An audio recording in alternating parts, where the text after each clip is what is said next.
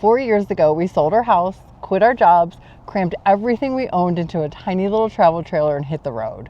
People thought we were crazy, and honestly, sometimes we did too. So today we're going to go over things that aren't in people's highlight reel. Things that happen when you trade your life at home for life on the road. So come join us. So what did we actually give up to hit the open road? Well, gave up steady jobs, nice house, routine. If you're new here, welcome in. We're Matt and Maria. We've been traveling full time in our travel trailer for over 4 years, and we're turning dreams to memories. Join us. We get a lot of questions, and one of the big ones we've gotten lately is, does the excitement wear off? What do you think, Maria? No, absolutely not. And this is something that Matt asked me when we were hiking the other day. Like, do these views ever get old? Do you still think the scenery is pretty? Yes, it never gets old. And I mean, we're exploring new parks all the time, but then we're also going back and seeing some of our favorites again and kind of doing redos, which you can never see at all, but it never gets old. We are slowing our travels down, where in the beginning we'd stay somewhere like 4 or 5 days max and then on to the next. But now we're slowing it down. We're staying at places 2 and 3 weeks. We get to see all the things. I mean, I like it better. And then, you know, another thing that I always say benefits us from have slowed down and doing it for, you know, 2-3 weeks at a time. If there's bad weather, I mean, we've missed weeks of rain. And if we were just here for a week, and I know a lot of people aren't, you know, don't have that, you know, opportunity or, you know, time in your life to do that. But if you do, staying a little longer, I think is better. So traveling full-time also comes with a cost. The amount of things that have broken along the way are starting to pile up. We bought our camper almost, we're pushing 2 years right now, and we've had nothing but issues with it. And when you're full-time out on the road and can't just take it to a dealership and drop it off because it's your home, it's where you live, that becomes very stressful.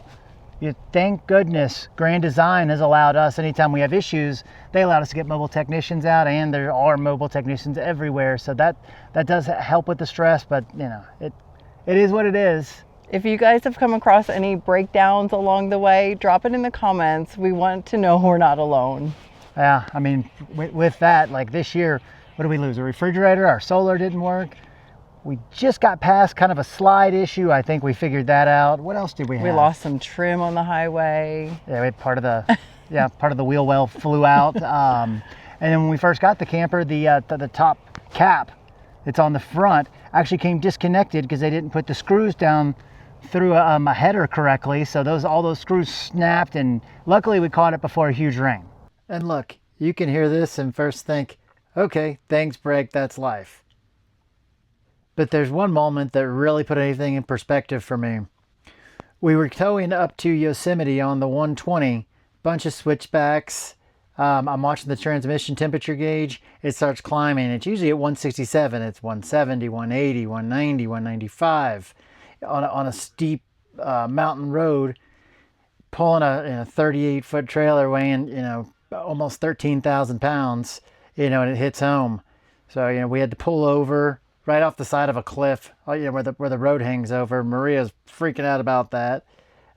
We let it cool down. To let it cool down, I did do a high idle. So you put it at cruise control and hit the set, and it'll idle it up so that it makes the transmission fluid flow a little bit more.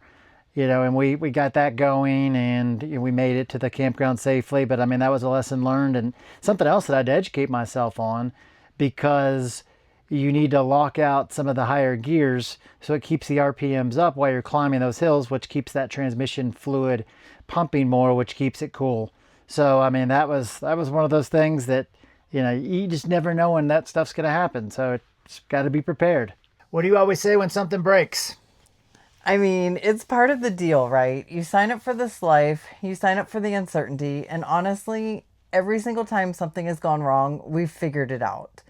Does that mean it's not stressful in the moment?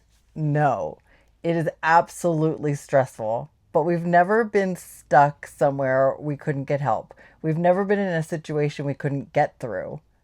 And I think that's the thing nobody tells you. You are more capable than you think you are.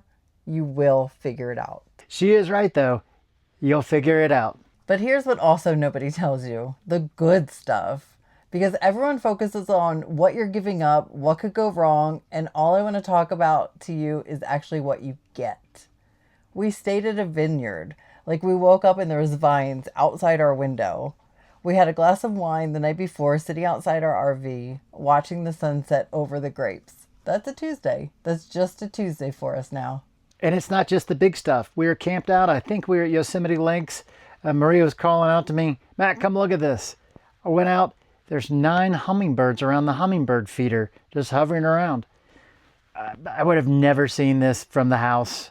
Not once. That's the stuff that gets you. The little moments you can't plan for, the hidden gems. And the people. I know we've already said this, but I want to be more specific about this because it's real. We have met people on the road who feel like family. People we've run into through multiple campgrounds across multiple states. People who check in on us. People who have helped us when things went wrong. Matt, remember the neighbors who helped us when the slide was acting up?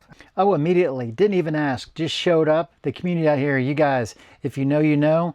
And if you don't, you will. Not to mention, 4 years in, we're still finding new places. We're still having new firsts. This lifestyle has really been amazing. And it's not just the views and the sceneries and the new places. It's the people, the campgrounds. It's like that camping community. Everybody that we've met is so nice. They're doing what they want to do. They're happy. Yeah, I mean, we've met some, I would say, lifetime friends doing this. I mean, for the most part, most of the people we stay in contact now are people we've met on the road. And we've been able to, one thing that I love about Thousand Trails is how fluid the reservations are, because we're able to change our reservations to go spend time with these people. If you're thinking about taking the leap or you're already out here, let us know. We want to hear your story. Drop it in the comments. We read every single one. Here's the $1 million question. Would you do it again? Absolutely. I wouldn't have to think twice about that. I have had such a great time. The experiences, the people we've met, just every part about this, it's living life. So let me ask you, Maria, would you do it again? 1,000%. I would. I am so glad we started when we did. I didn't want to wait till normal retirement age because we wanted to be able to do all the things, take the hikes. We didn't want to just drive by and look out the window. I would even go out on a limb to say I wish we would have started it earlier. I would agree with you 100%. Hey guys, thanks for watching. Please like and subscribe. That really helps us out. We'll see you next week. Bye.